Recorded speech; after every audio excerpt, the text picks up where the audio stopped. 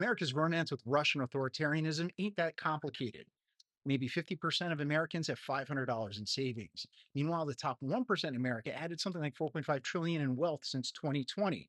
People will desperately seek stability from anybody who's offering a lifeline, even if it's a noose. So Red America is having an identity crisis right now.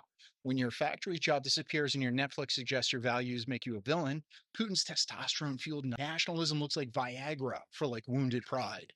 Now, the cognitive elite, we're talking big tech billionaires, Ivy League professors, and I don't know, the professional managerial class, they've created an aristocracy of merit. From expensive homes, they lecture struggling Americans about their privilege. No wonder the heartland in America is looking for a strongman divorce attorney.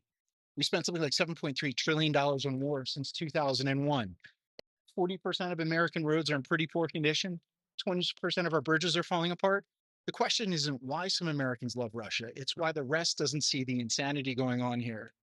So if you look at our foreign policy establishment, some folks are saying America must lead the free world, but people are saying we need endless wars to justify our think tanks while your kids die in countries that you can't find on a map. And after all these wars, Americans are really done with foreign adventures. War fatigue isn't a bug, it's the only rational response to decades of epic strategic failure. The political realignment we're seeing now is clear. You've got a charismatic demagogue who's offered dignity to the economically dispossessed. Brace of strongman politics isn't a surprise. This is like 101 for a lot of people. When prosperity vanishes, so does the support for democracy. And this attraction to autocracy is the natural byproduct of institutional collapse in America.